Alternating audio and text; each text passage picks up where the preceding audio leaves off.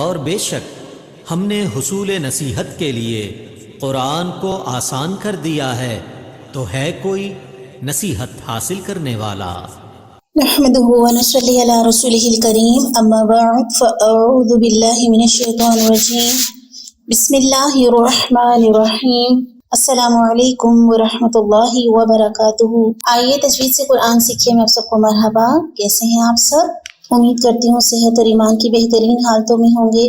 اللہ رب العزت سے دعا گو ہوں کہ اللہ تعالیٰ آپ کی طرف بڑھنے والے ہر شر کو خیر میں بدل دے۔ اللہ ہماری ذات کی شر سے دوسروں کو محفوظ فرمائے، آمین یا رب العالمین۔ تو چلتے ہیں آج کے لیسن کی طرف، سورۃ البقرہ۔ تو ساتھیو آج ہم پڑھنے جا رہے ہیں سورۃ البقرہ، دوسرا پارہ، آیت نمبر 197 سے شروع کرتے ہیں۔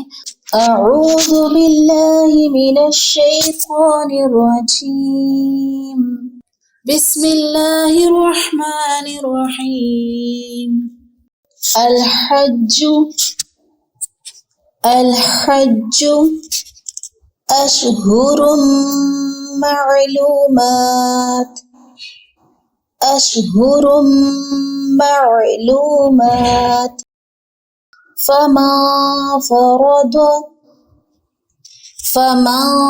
فرض فیہن الحج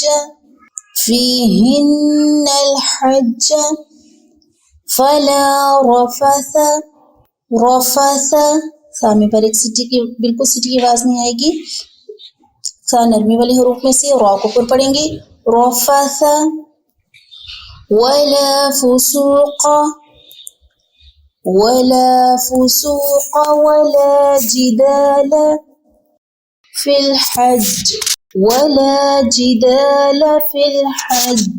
وما تفعلوا، وما نہیں کریں گے، ناک سے آواز نہیں آئے گی، منہ کے ذریعے آواز باہر نکالیں گے، وما تفعلوا من خیر یعلمہ اللہ، من خیر یعلمہ اللہ، وتزودوا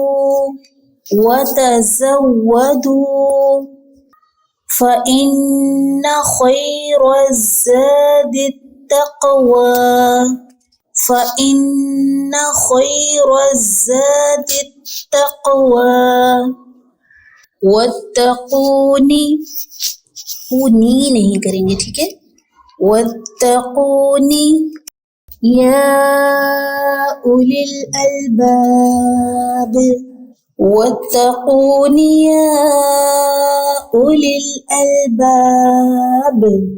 آیت نمبر 198۔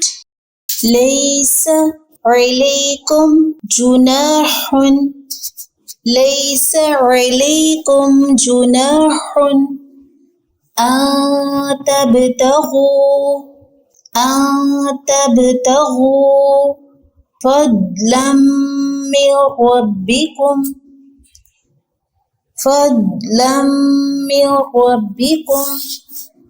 فإذا أفضتم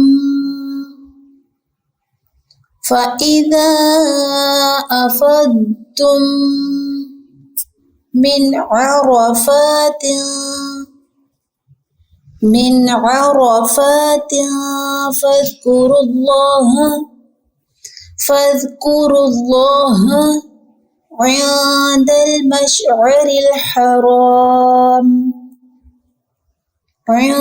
المشعر الحرام، واذكروه كما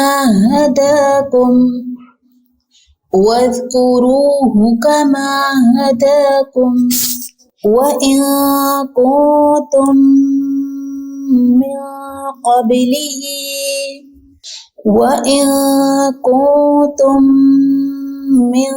قبله لمن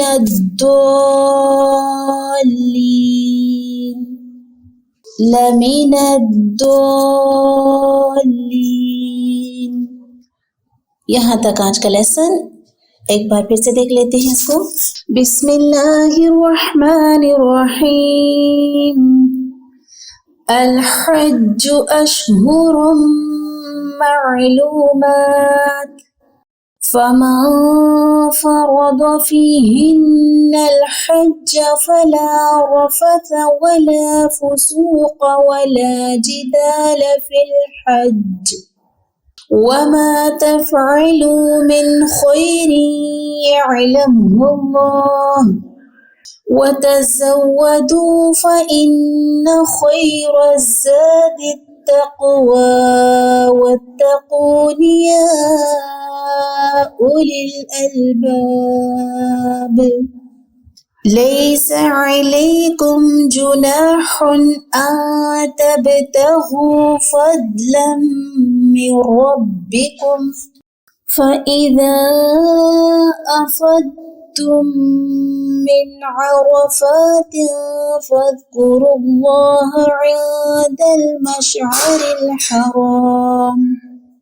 عند المشعر الحرام واذكروه كما هداكم وإن كنتم من قبله لمن الضالين۔ تو عزیز ساتھیو، یہ ہمارا لیسن آج کا، اور اس کو آپ نے اچھے سے یاد کرنا ہے، سننا ہے بار بار اور بھی دہرانا ہے۔ اور اب ہم پڑھنے جا رہے ہیں قرآنی قاعدہ۔ تو میرے عزیز ساتھیو، ہم قرآنی رموز اوقاف دیکھ رہے ہیں، اور اس میں ہم نے دیکھا تلاوت کے دوران جہاں پہ ہم نے رکنا ہوتا ہے اور پھر جہاں پہ نہیں رکنا ہوتا وہ علامات ہم نے دیکھی۔ آج ہم دیکھنے جا رہے ہیں چند مشہور وقوف کی وضاحت آج ہم دیکھیں گے۔ قرآن پاک میں آپ نے دیکھا ہوگا وقف النبی لکھا ہوتا ہے صلی اللہ علیہ وسلم۔ اس کا مطلب ہے یہاں نبی صلی اللہ علیہ وسلم نے وقف کیا ہے اور یہاں ٹھہرنا مستحب ہے، ٹھیک ہے، پسندیدہ ہے۔ پھر آپ دیکھتے ہیں وقف منزل یعنی منزل، ٹھیک ہے، جیسے منزل کا وقف ہوتا ہے، اس کو وقف جبرائیل علیہ السلام بھی کہتے ہیں، اور یہاں پر بھی وقف کرنا مستحب ہے۔ پھر آپ دیکھتے ہیں وقف غفران، ٹھیک ہے، غفران کا معنی ہے یعنی بہت زیادہ بخشش طلب کرنا۔ یہاں پڑھنے والے اور پڑھنے اور سننے والے کو بخشش مانگنی چاہیے، اور یہاں وصل کرنے کی بجائے وقف کرنا بہتر ہے۔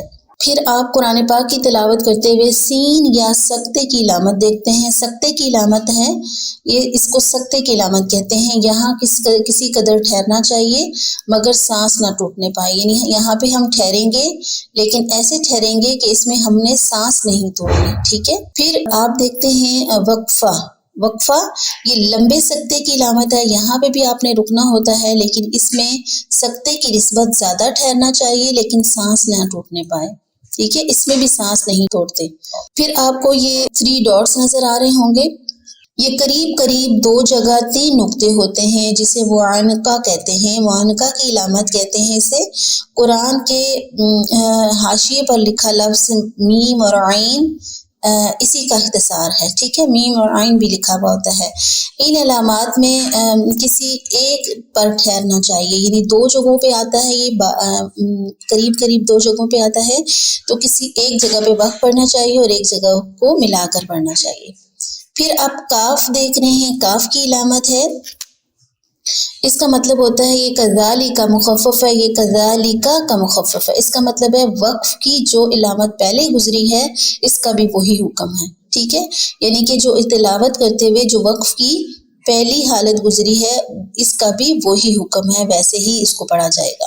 یہ آپ دیکھ رہے ہیں ایک اور علامت آپ دیکھ رہے ہیں 5 کی علامت جسے لکھی ہوئی ہے، اس کا مطلب ہے کہ کوفیوں کے علاوہ دیگر قراء کے نزدیک یہاں آیت ہوتی ہے اور اگر کوئی یہاں وقف کرے تو لوٹانے کی ضرورت نہیں ہے، ٹھیک ہے، یعنی کوفیوں کے علاوہ دیگر قراء کے نزدیک یہاں آیت ہوتی ہے۔ کوفی جو ہیں وہ کہتے ہیں یعنی یہاں پہ آیت نہیں، لیکن باقی قراء کے نزدیک جو ہے یہ آیت کہتے ہیں کہ یہاں آیت ہے، اور اگر یہاں کوئی وقف کرے تو اس کو لٹانے کی دوبارہ یعنی پیچھے سے لٹانے کی پڑھنے کی ضرورت نہیں ہے۔ تو ساتھ ایک چیز ہمیں اور دھیان میں رکھنی ہے، یعنی بالفرض پڑھتے ہوئے ہمارا سانس ٹوٹ جاتا ہے، یعنی ہماری اتنی سانس لمبی نہیں ہوتی تو ہم بیچ میں کہیں آیت کے وقف ہو جاتا ہے ہمارا، یعنی ہماری سانس ٹوٹ جاتی ہے، تو جہاں پہ ہم وقف کرنا چاہیں وہ حرف کو ساکن کر دیں، ٹھیک ہے، اور پھر دوبارہ سے پیچھے سے ایک ملا کر پڑھنا پڑتا ہے۔ ٹھیک ہے، یہ انشاءاللہ تعالیٰ جب ہم قرآن پاک کی تلاوت کریں گے نیکسٹ انشاءاللہ تو ہم اس کی پریکٹس کریں گے۔ ٹھیک ہو گیا، آج کا لیسن ہمارا یہاں تک ہے۔ جزاکم اللہ خیرا کثیرا، اللہ تعالیٰ آپ سب کے لیے، ہم سب کے لیے دنیا آخرت کی بلائیاں عطا فرمائے، آمین۔ سبحانک اللہم و بحمدک، نشہد ان لا الہ الا انت، نستغفرک و نتوب الیک۔ السلام علیکم ورحمۃ اللہ وبرکاتہ۔